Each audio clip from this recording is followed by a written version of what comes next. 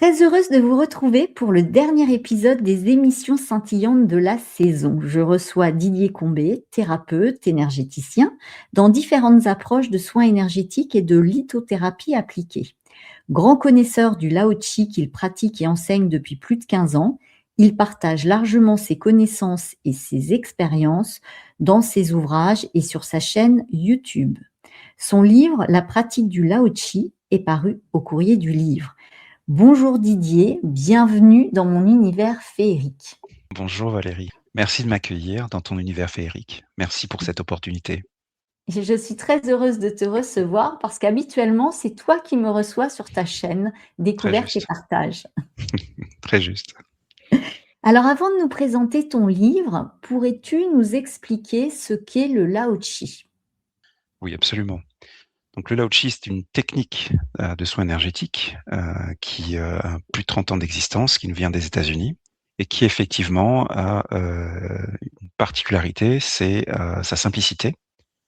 Elle en a une autre, c'est son efficacité, sa puissance, sa capacité à travailler en profondeur, structurellement, de manière simple, et donc plus ou moins rapide, mais néanmoins rapide, le plus souvent, dans des dispositions effectivement qui sont assez remarquables. C'est ce qui est souvent mis en avant dans la perception qu'on peut avoir du Lao Tchi quand on le découvre, c'est sa simplicité et effectivement les effets remarquables qu'on peut en recevoir. Et alors, que signifie La, O et Chi? Alors le La définit très simplement d'où proviennent les fréquences énergétiques qui sont véhiculées dans ce système, qui sont donc très puissantes. Le HO de Lao Tchi, puisque le Lao Tchi s'écrit L-A-H-O-C-H-I, je le vois trop souvent écrit avec un O sans le H, ce qui n'est pas un problème, mais qui effectivement passe pas l'écriture officielle, si je puis dire. Le HO donc signifie mouvement, et le mot Chi, bien sûr, signifie énergie universelle de vie, heu, qu'on peut aussi traduire par énergie individuelle de vie, mais bon, le concept, c'est plutôt énergie universelle de vie. Donc le Lao Tchi, en fait, c'est l'énergie universelle de vie, pour lequel on va rappeler une des caractéristiques de cette énergie universelle de vie, c'est le mouvement perpétuel, le mouvement, dynamique perpétuel et dans des fréquences énergétiques très élevées. Et à qui s'adresse cette pratique? Très simplement à toute personne qui souhaite, la recevoir. C'est une Mmh. technique de soins énergétiques, parmi d'autres. Mais c'est vrai que sa simplicité et son efficacité a effectivement, hem, pour, conséquence, eh bien d'être, ouvert à toute personne qui souhaite vivre cette expérience. Des Mmh. personnes, en recherche de bien-être, ou des personnes qui, ont des besoins plus précis. Quand on est formé, initié, on peut se faire, des auto-soins et on peut en pratiquer sur autrui. Est-ce que le Lao Tchi peut être, utilisé, c'est peut-être pas le bon mot, mais est-ce qu'on peut, faire un soin Lao Tchi sur les enfants, pour les enfants, et les animaux, par exemple, ou pas du tout? Alors on peut faire un soin énergétique, Lao Tchi, sur tout être vivant, c'est-à-dire, tous les règnes de la nature, les êtres humains, les, animaux, bien sûr, les végétaux et les minéraux. Dans, ma vision des choses, chaque règne de la nature est un champ d'expérimentation de la conscience pour l'âme et donc dans cette vision des choses, un cristal est vivant, un végétal est vivant, un animal est vivant et bien évidemment un être humain incarné dans un corps physique est vivant. Il Mmh. l'est aussi d'ailleurs quand il l'est pas, mais ça c'est un autre sujet. Toi, tu as découvert le Lao Tchi, quand tu étais en mauvaise santé. Est-ce que tu peux nous raconter un petit peu ton parcours, ton histoire et cette rencontre avec cette pratique? Effectivement, donc en décembre, 2000, non, novembre 2009 pardon, de mémoire c'est ça, je vais m'effondrer sur mon lieu de travail. Je vais perdre le contrôle de mon corps, je pourrais pas me relever, enfin vraiment je n'ai plus la possibilité de contrôler mon corps. Donc je vous épargne les détails en termes de panique, voilà, il me faudra peut-être, une vingtaine de minutes avant de pouvoir me relever. Donc évidemment, je vais aller, chez le médecin, je vais, donc faire un certain nombre d'examens et au départ, on ne voit pas grand chose, mais par la suite, on suspectera un accident ischémique transitoire, donc une forme d'AVC. Mais voilà, officiellement, il n'y avait rien de particulier, en dehors, bien sûr, des séquelles que m'ont laissé donc cet accident ischémique transitoire à l'époque, c'est-à-dire une baisse d'énergie de mon côté gauche. C'est-à-dire que c'est une époque où je boitais légèrement et que je ne pouvais pas utiliser mon bras gauche de manière satisfaisante.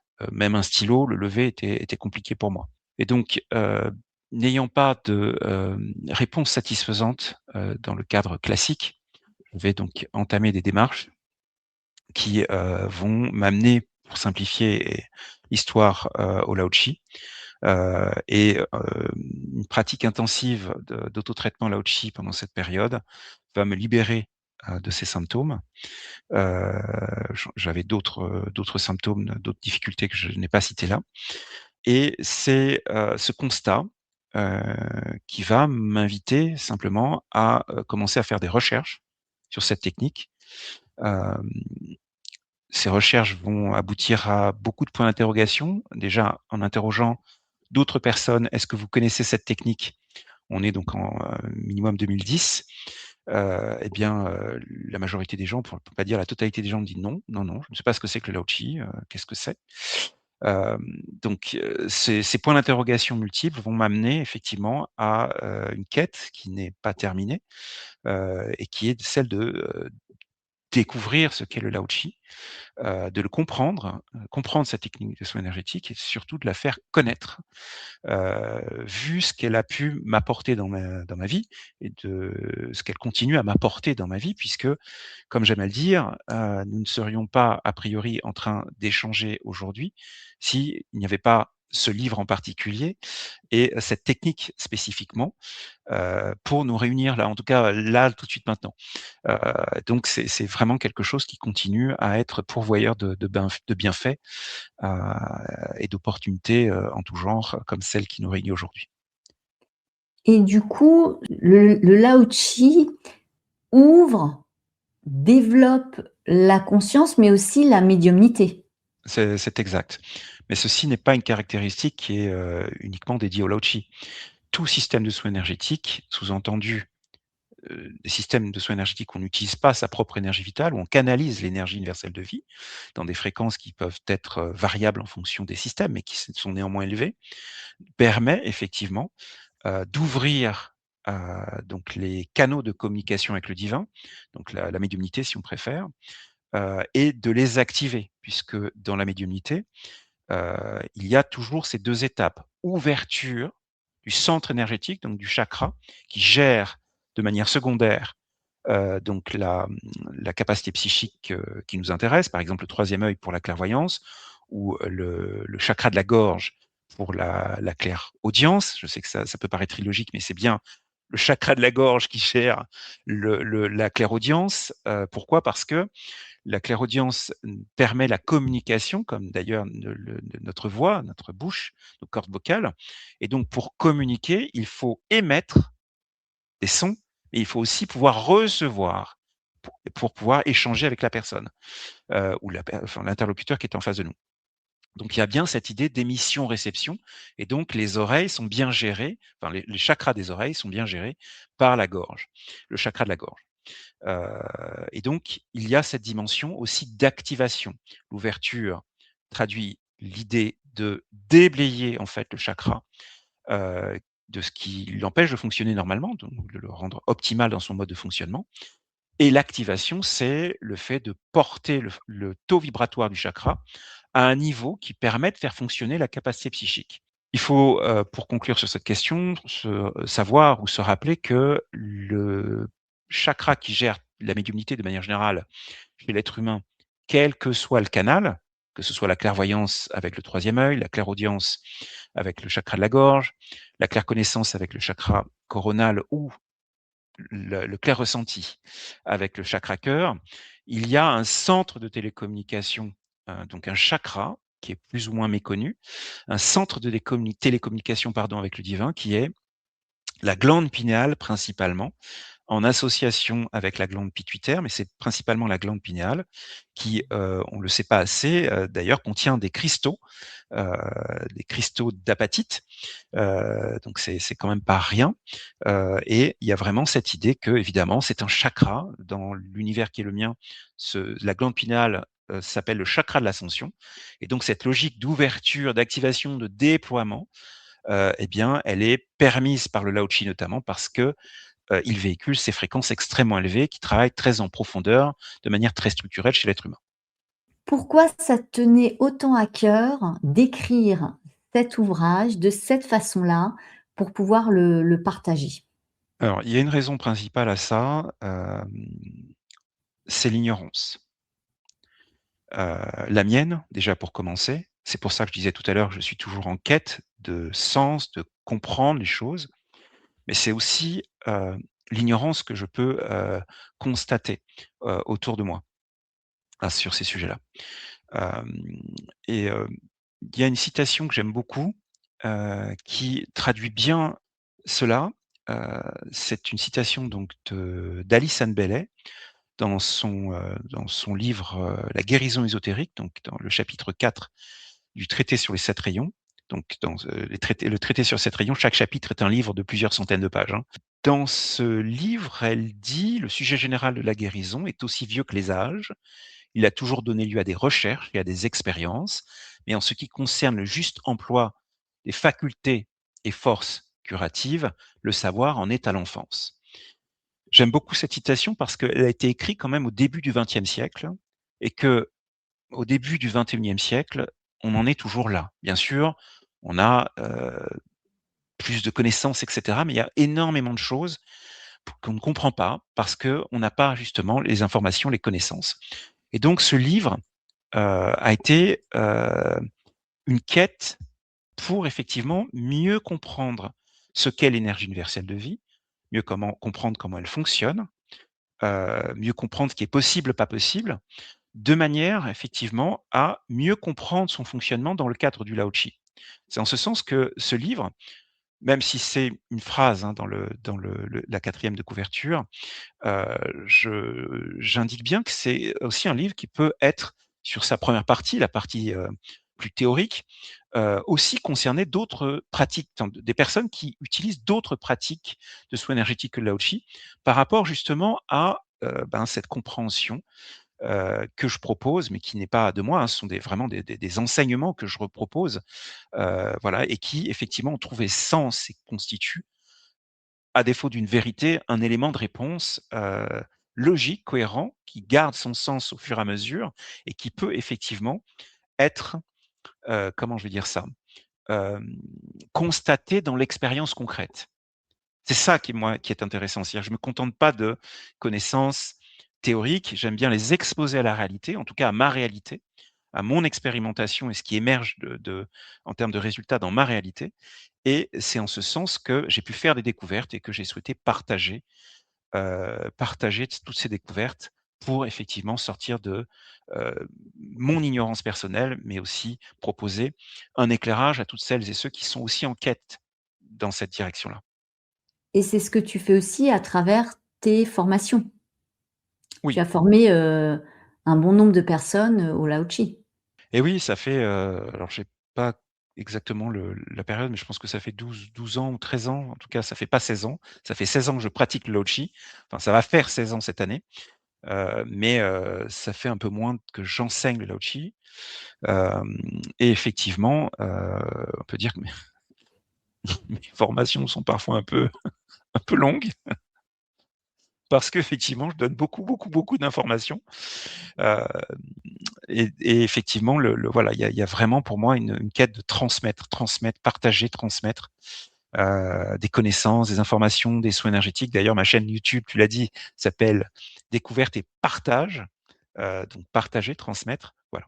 Et du coup, ce livre peut intéresser, aussi des thérapeutes, comme tu le disais, qui utilisent, d'autres outils, mais ça pourrait leur donner un complément pour eux déjà et pour, leurs clients.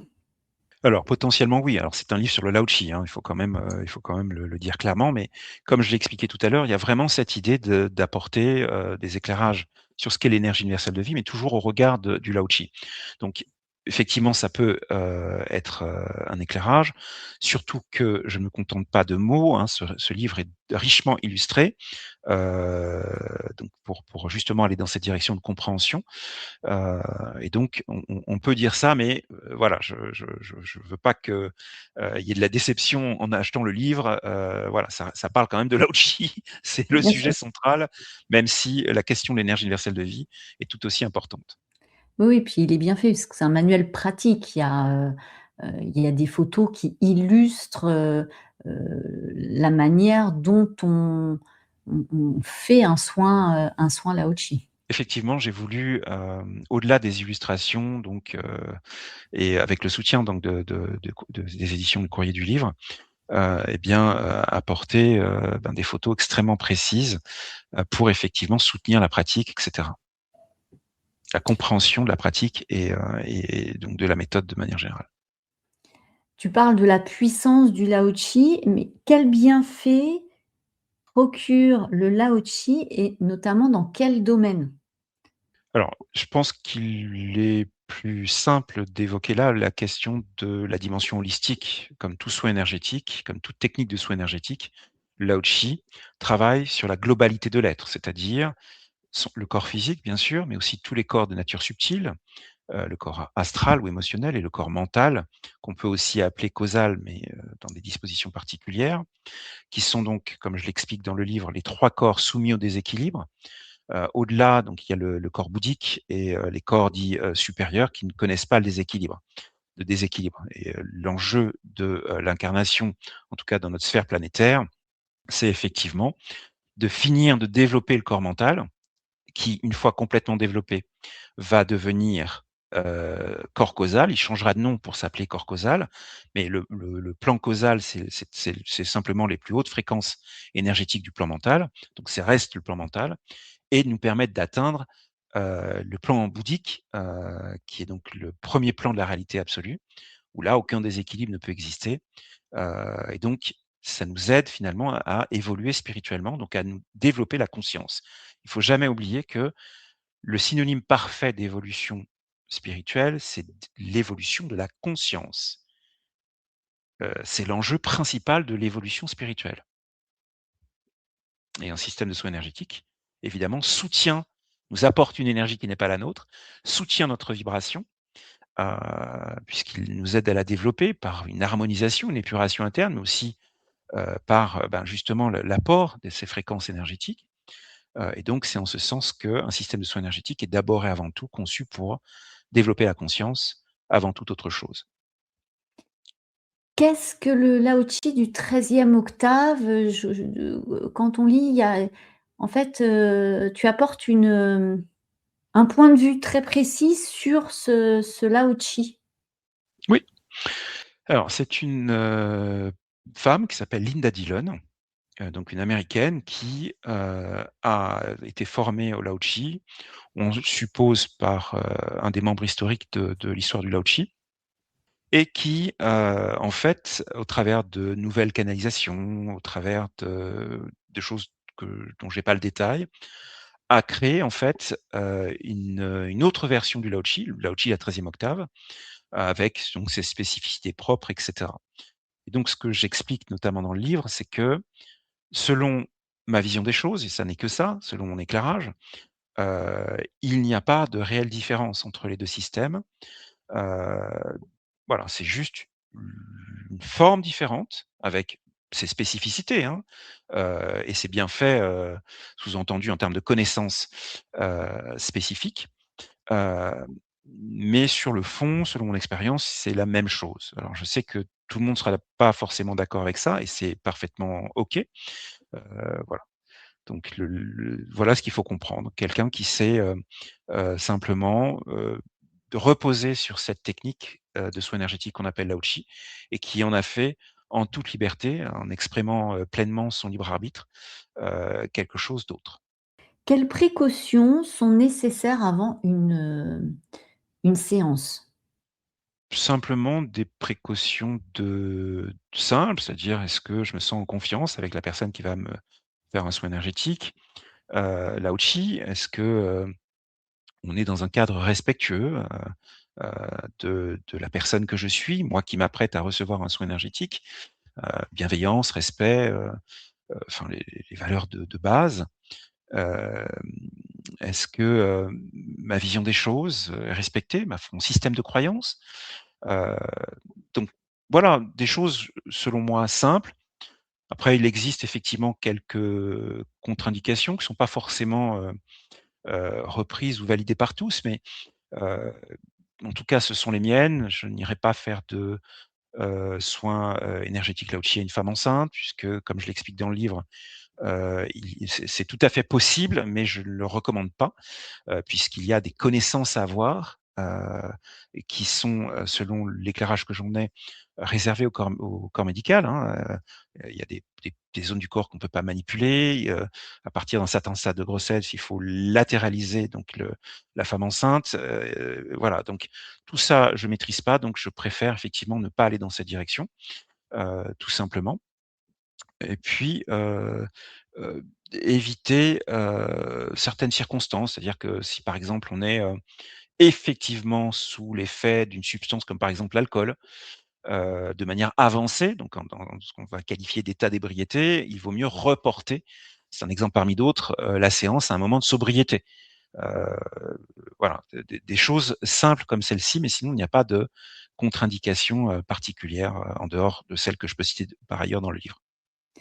Mais pour une personne qui se fait un auto-soin, il y a quand même un protocole que tu enfin, on va pas l'expliquer là, mais il y a quand même des choses à prendre en compte. On pense c'est pas parce que, on va avoir entendu parler du Lao Chi qu'on peut se dire: «Ça y est, je vais me faire un auto-soin», tout en pensant à autre chose. C'est quand même un ça nécessite et je pense comme tout soin, d'être dans un cadre, de s'accorder ce tête-à-tête avec soi, d'être apaisé, en tout cas et d'être dans un contexte, pas pollué par du monde, un brouhaha.